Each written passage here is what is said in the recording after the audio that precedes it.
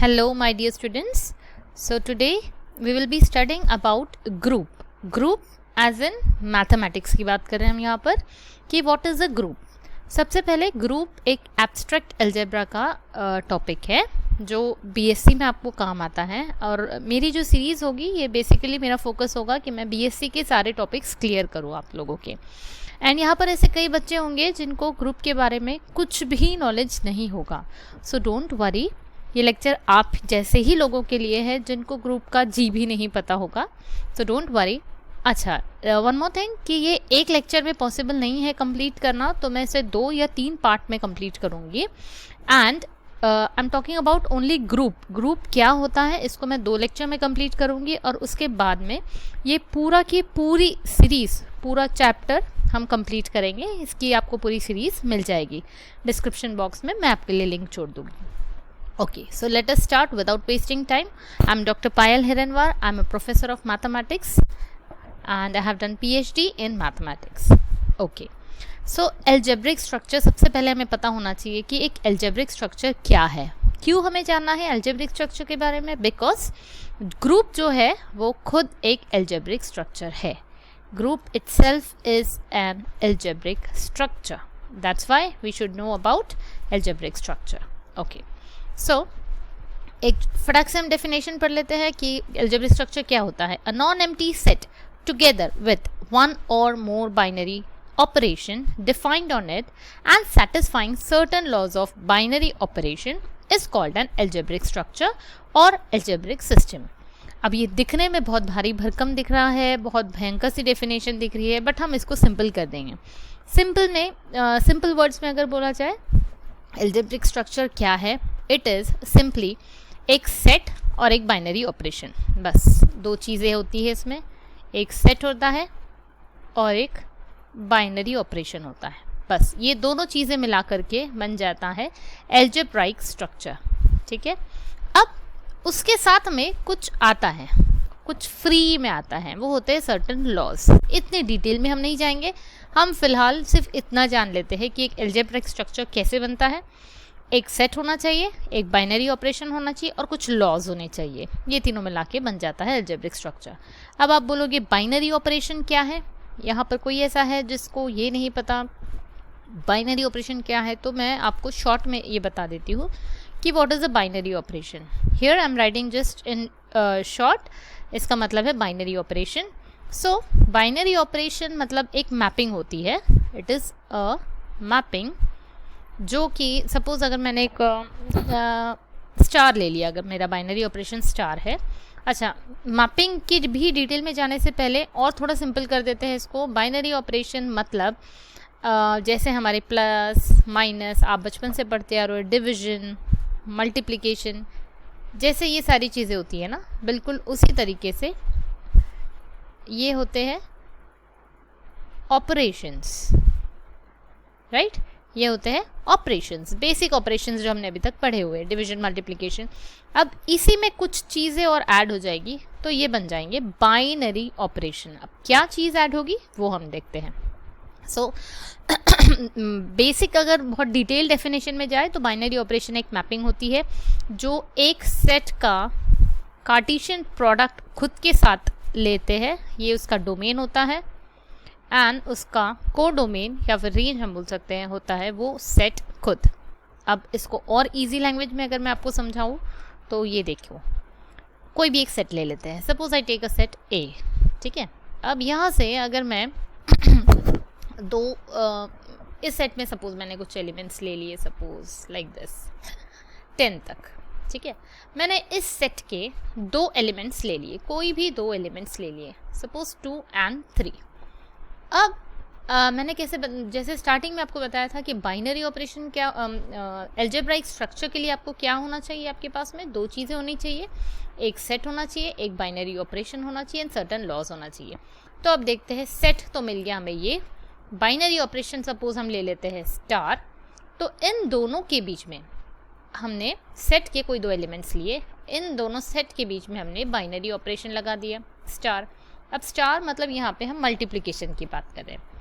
तो इसका जो भी रिजल्टेंट आएगा ऑब्वियसली आप सबको पता है कि 2 × 3 6 होता है, तो जो भी रिजल्टेंट आएगा ये खुद उस ओरिजिनल सेट में होना चाहिए।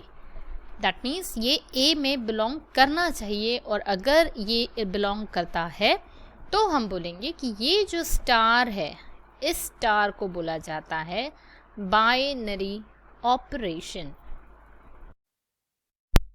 ये बन जाता है हमारा बाइनरी ऑपरेशन।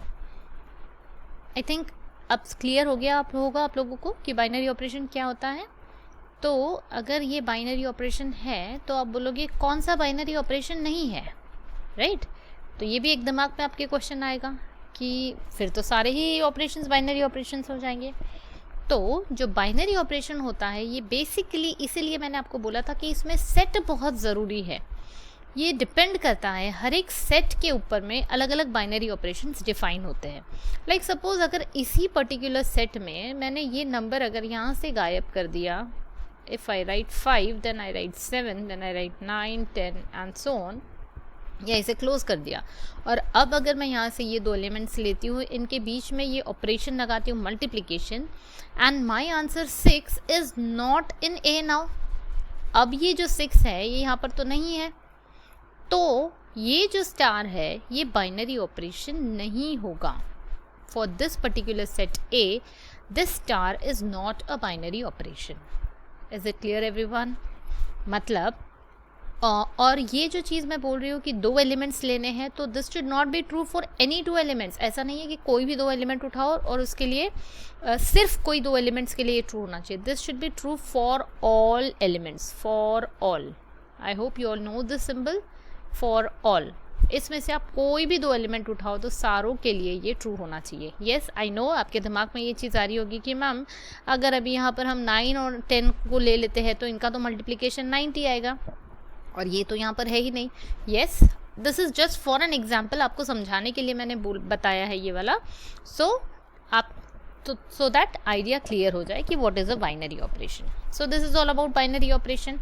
अब हम आगे बढ़ते हैं towards our main definition, which is a group. Okay, so let us proceed. हाँ, तो algebraic structure क्या होता है? जिसमें एक सेट हो और एक बाइनरी ऑपरेशन हो, तो ग्रुप एक ऐसा ही algebraic structure है, और उसमें कुछ लॉज होंगे। तो लॉज हम आगे पढ़ने वाले हैं। ग्रुप में 4 लॉज होते हैं, आपको दिख रहे हैं 1 2 3 4, 1 2 3 4। हम एक एक करके डिटेल में पढ़ेंगे एक लेक्चर में। आज के लेक्चर में हो सकता है हम एक ही प्रॉपर्टी या 2 प्रॉपर्टी कंप्लीट कर पाएँ। देन जो नेक्स्ट लेक्चर होगा उसमें मैं कंटिन्यू करूँगी ग्रुप की डेफिनेशन को। मैं बहुत ज़्यादा फोकस कर रही हूँ ग्रुप की डेफिनेशन के ऊपर में, बिकॉज ये कंप्लीट चैप्टर में आपको ये बार बार हर जगह पर यूज़ होने वाली है ये सारी 4 प्रॉपर्टीज़। और जितनी ये आपको अच्छे से रट जाएगी, अच्छे से कंसेप्ट क्लियर होगा, आपको आगे के एग्जाम्पल सॉल्व करने में बहुत ईजी हो जाएगा। So let us proceed. अब देखते हैं मेन ग्रुप की डेफिनेशन क्या होती है। A non empty set G is said to form a group if in G there is defined a binary operation। अभी हमने जो इतने देर से हम पढ़ रहे थे बाइनरी ऑपरेशन, तो ये एक बाइनरी ऑपरेशन यहाँ पर हम अभी बात कर रहे हैं स्टार की। ऐसा कोई बाइनरी ऑपरेशन होना चाहिए, कोई एक सेट होना चाहिए। अब वो सेट और ये बाइनरी ऑपरेशन मिला करके बनेगा ग्रुप। कब? जब वो ये 4 प्रॉपर्टी सेटिस्फाई करेंगे। अब हम एक एक प्रॉपर्टी एट अ टाइम लेंगे। Let us start with the first property which is closure property.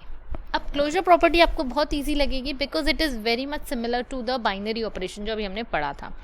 इसका मतलब क्लोजर प्रॉपर्टी ये बोलती है कि अगर आप कोई भी 2 एलिमेंट्स लेते हो, ए और बी, आपने कोई भी 2 एलिमेंट्स ले लिए इस पर्टिकुलर सेट से, दैट मीन्स आप जी की बात कर रहे हो। यहाँ पर हमारा सेट, जैसे हमने वहाँ पर ए लिया था, यहाँ पर हमारा सेट है जी। इस जी से आप कोई भी 2 एलिमेंट्स उठाओ, उनके बीच में ये जो आपने अभी फ़िलहाल ये बाइनरी ऑपरेशन है, बोला गया है यहाँ पर स्टार, इसको अप्लाई कर दो या इन दोनों के बीच में इसको ऑपरेट कर दो, ए स्टार बी। इनका जो भी रिजल्टेंट आएगा दैट शुड बिलोंग टू जी। इस प्रॉपर्टी को आप बोलोगे मैम ये तो बाइनरी ऑपरेशन है तो सेटिस्फाई करेगा ही। यस करेगा, बट इसका नाम क्या है? इस प्रॉपर्टी का नाम यहाँ पर दिया गया है closure property. Okay, this is a closure property. So for this closure property, अगर क्लोजर प्रॉपर्टी में आपको अभी भी कोई डाउट है तो आप कमेंट बॉक्स में लिख के मुझे पूछ सकते हो. I can make a separate video over it also. But I think ये बहुत ईजी कंसेप्ट है, इसलिए इसके ऊपर मैं ज़्यादा टाइम वेस्ट नहीं कर रही हूँ. बिकॉज हमने बाइनरी ऑपरेशन ऑलरेडी पढ़ा हुआ है, बिल्कुल उसी के बेस पर ये क्लोजर प्रॉपर्टी होती है. Now next let us move on to the second property which is associative law. अब एसोसिएटिविटी तो आप लोग बचपन से पढ़ रहे हो, आप सबको पता है कि ये हम प्लस माइनस में हम कर चुके हैं एसोसिएटिविटी. ये जो वैल्यू होती है this should be equal to A, sorry I should write this as A plus B plus C. अगर ये दोनों इक्वल हो जाए तो हम बोलते हैं कि एसोसिएटिविटी होल्ड करती है, या इट इज़ ट्रू. बिल्कुल सेम चीज़ यहाँ पर अप्लाई करनी है, कुछ भी नया नहीं है. ग्रुप में भी एसोसिएटिव लॉ यही चीज़ दर्शाता है कि अगर आप कोई भी 3 एलिमेंट्स ले लो इस पर्टिकुलर सेट से, देन आप इसकी वैल्यू निकालोगे. अभी अब बिकॉज हम यहाँ पर प्लस माइनस की बात नहीं कर रहे, हमारा जो बाइनरी ऑपरेशन है वो स्टार है. आप ये स्टार को अगर अप्लाई करोगे and then right side and left side दोनों की वैल्यू अगर आप निकालोगे तो वो सेम होना चाहिए. Let us see an example ताकि आपकी आइडिया और क्लियर हो जाए. सपोज मेरा सेट है G and it contains the elements like this, ठीक है. और कोई भी 2 एलिमेंट्स ले लेते हैं, सपोज 3 और 4, 3 लेने पड़ेंगे जब भी. हाँ, ये चीज़ आपको याद रखनी है कि whenever we talk about associativity, जब भी आपको आगे एग्जाम्पल्स में सॉल्व करना पड़े एसोसिएटिविटी या एसोसिएटिव लॉ, इसको सॉल्व करने के लिए हमेशा आपको 3 एलिमेंट्स लेने पड़ेंगे. Always take 3 elements from the group, ठीक है. तो चलो 3 एलिमेंट ले लेते हैं, 2 3 4. आप कोई भी ले सकते हो. Let 2 3 4 belong to G. हमने उसको कलेक्ट कर लिया है. अब इनके बीच में एसोसिएटिविटी लगा के देखते हैं. अगर ये चीज़ ट्रू हो गई तो हम बोलेंगे ये लॉ यहाँ पर होल्ड करता है, या इस पर्टिकुलर सेट के लिए ये चीज़ ट्रू है. So let us start. पहले हम लेफ्ट हैंड साइड निकालते हैं. लेफ्ट हैंड साइड में हाँ, let us consider this 2 into 3 into 4 and you all know इसको कैसे हम पहले ब्रैकेट सॉल्व करते हैं. So 2 3 is 6, then this is 24. And right hand side of course ये सबको पता होगा. आप सोच रहे होंगे ये मैं क्यों सॉल्व कर रही हूँ, ये तो ट्रू होना ही है. येस, बट अब जब आगे हम एग्जाम्पल सॉल्व करोगे तब आप देखोगे कि ये चीज़ कई बार ट्रू नहीं होती है, ये चीज़ फॉल्स भी होती है. आगे हम देखेंगे उसको डिटेल में. सो फिलहाल के लिए yes, we are getting right hand side equal to left hand side and then therefore we can say that यहाँ पर एसोसिएटिविटी होल्ड करती है. दैट मीन्स ग्रुप के 2 लॉज यहाँ पर सेटिस्फाई हो गए हैं. लॉ नंबर 1, लॉ नंबर 2, ठीक है. तो 2 सेटिस्फाई होने के बाद में हम आगे बढ़ेंगे थर्ड लॉ के ऊपर which is existence of identity. But because इसको हमें डिटेल में पढ़ने के लिए एक सेपरेट लेक्चर लगेगा, so I will stop over here. यहाँ पर इस पर्टिकुलर लेक्चर में हम यहीं पे स्टॉप करेंगे and in the next lecture I will continue. Next class में हम कंटिन्यू करेंगे प्रॉपर्टी नंबर 3 एंड 4. तो आपका ग्रुप का जो कंसेप्ट है वो कम्प्लीटली क्लियर हो जाएगा, ठीक है. फिर भी आप लोगों को कोई डाउट है तो you can comment me below, और आप मुझे फ्रीली पूछ सकते हो. I am there to solve all of your doubts. Okay, so see you in the next lecture. Have a good day all of you.